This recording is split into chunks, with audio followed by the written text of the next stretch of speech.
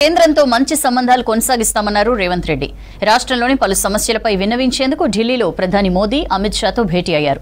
ఎన్నికల వరకే రాజకీయాలని, రాష్ట్రాభివృద్ధిపైనే తమ దృష్టి అని చెప్పారు. రాష్ట్రానికి రావాల్సిన నిధులపై ప్రధానిని కోరామని సానుకూలంగా స్పందించారన్నారు భట్టి. ఆ తర్వాత కేకే నివాసానికి వెళ్లిన రేవంత్ ప్రభుత్వ ప్రత్యేక సలహాదారుడిగా కేకేను గౌరవించుకుంటామని, కేబినెట్ హోదా ర్యాంక్ ఇస్తామని హామీ ఇచ్చారు.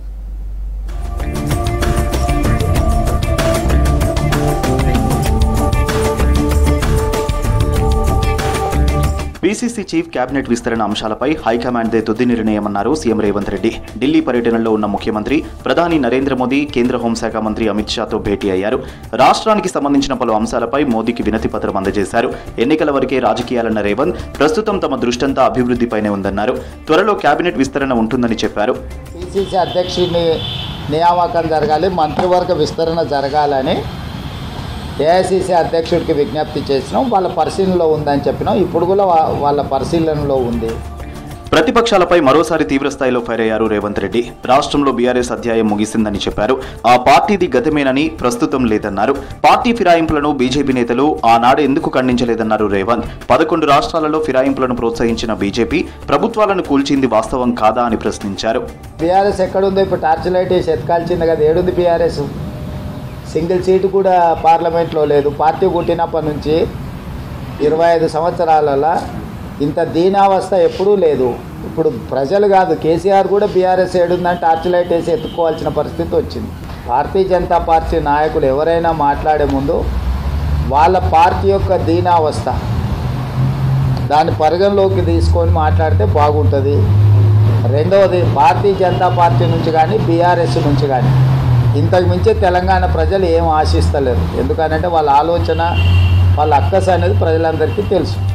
రాష్ట్ర విభజన కారణంగా ఇబ్బందులు ఎదుర్కొంటున్న భద్రాచలం సమీపంలోని 5 గ్రామాలను తెలంగాణకు ఇవ్వాలని ప్రధానిని, కేంద్ర హోంశాఖ మంత్రిని కోరామన్నారు డిప్యూటీ సీఎం బట్టి విక్రమార్క. బొగ్గు బ్లాకులను టెండర్ లేకుండా సింగరేణికి కేటాయించాలన్నారు. అన్ని రాష్ట్రాల మాదిరిగా తెలంగాణకు ఎయిమ్స్, ఐటీఐఆర్ ఇవ్వాలని విజ్ఞప్తి చేశామని చెప్పారు. రాష్ట్రానికి రావాల్సిన 1800 కోట్ల గ్రాంట్ని ఇవ్వాలని ప్రధానిని కోరామన్నారు బట్టి. తెలంగాణ రాష్ట్ర ప్రయోజనాల కోసం, అట్లాగే విభజన చట్టంలో పొందుపరిచిన హక్కుల కోసం ఈ 2 అంశాలపైన దేశ ప్రధాని హోంశాఖ మార్చులు అమిత్ షా గారిని కలిసి రాతపూర్వకంగా రిప్రజెంటేషన్ ఇవ్వటమే కాకుండా తెలంగాణ రాష్ట్రానికి సంబంధించి అతిపెద్ద పబ్లిక్ సెక్టర్ అండర్టేకింగ్గా ఉన్నటువంటి సింగరేణి కాలనీస్కి సంబంధించి ఆక్షన్ లేకుండా సింగరేణి పబ్లిక్ సెక్టర్ అండర్టేకింగ్కి కేటాయించవలసిందిగా వారిని ప్రత్యేకంగా కోరాం. తెలంగాణ రాష్ట్రానికి కూడా ఒక ఐఏఎంని ఇంకా 10 సంవత్సరాలు అవుతున్నా రాలేదు. దయచేసి దాన్ని కూడా శాంక్షన్ చేయమని కోరాం. అడ్మినిస్ట్రేటివ్ పరంగా కూడా చాలా దూరంగానే వాళ్ళు చేయలేకపోతున్నారు. ఏం చేయాలన్నా తెలంగాణ ప్రభుత్వం మీద ఆధారపడి ఉన్నారు. కాబట్టి 5 గ్రామాలను కూడా మాకు ఇచ్చేటట్టుగా చూడవలసిందిగా వారిని కోరటం జరిగింది. ఢిల్లీలోని ఎంపీ కె కేశవరావు ఇంటికి వెళ్లారు సీఎం రేవంత్ రెడ్డి. నిన్న కాంగ్రెస్ పార్టీలో చేరారు కేకే. ఇవాళ రాజ్యసభ ఎంపీ పదవికి రాజీనామా చేశారు. దీంతో మర్యాదపూర్వకంగా కలుసుకున్నారు సీఎం రేవంత్ కేకే. కాంగ్రెస్లో వాపసు వచ్చేందుకు నాకు చాలా సంతోషం ఉంది. ఎందుకంటే నా వ్యూ లోపల కాంగ్రెస్ నా ఇల్లు, సొంత ఇల్లు. నేను పుట్టిన దగ్గరనే పొలిటికల్గా చనిపోయిన చుట్టూ అక్కడిని కావాలా. ఈ ప్రభుత్వం వచ్చిన తర్వాత 1 సంవత్సరం కొత్త ప్రభుత్వం రేవంత్ రెడ్డి గారు వచ్చింది.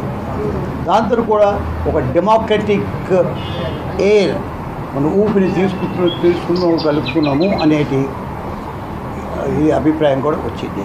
ఇది మాకు ఎమర్జెన్సీ తర్వాత ఎప్పుడైతే ఆలోచన వచ్చిందో ఆ తీరుగా వచ్చింది. కేకేతో భేటీ తర్వాత సీఎం రేవంత్ రెడ్డి చిట్చాట్ నిర్వహించారు. తెలంగాణలో 10 ఏళ్లు కాంగ్రెస్ అధికారంలో ఉంటుందని చెప్పారు. రెండోసారి కూడా తమదే అధికారమని ధీమా వ్యక్తం చేశారు. ప్రభుత్వ ప్రత్యేక సలహాదారుడిగా కె కేశవరావును గౌరవిస్తామని చెప్పారు ముఖ్యమంత్రి రేవంత్ రెడ్డి. మూసీ అభివృద్ధిపై తమ ప్రభుత్వం ప్రత్యేక దృష్టి పెట్టిందన్న రేవంత్ ఈ ప్రాజెక్టు తన పేరుపై రికార్డు ఉండిపోతుందన్నారు. మూసీ అభివృద్ధి, రీజనల్ రింగ్ రోడ్ నిర్మాణం తమ ప్రభుత్వ బాధ్యతన్నారు రేవంత్. ప్రభుత్వ వ్యవహారాల్లో తప్పుడు ఆస్కారం ఇవ్వనని చెప్పారు. రూల్స్ ప్రకారమే ముందుకెళ్తామని చెప్పారు. ఎలాంటి గందరగోళం లేకుండా టీచర్ల బదిలీలు చేపట్టామన్న సీఎం. పోలవరం ముంపు గ్రామాల విలీనం కేసీఆర్ హయాంలోనే జరిగిందని చెప్పారు.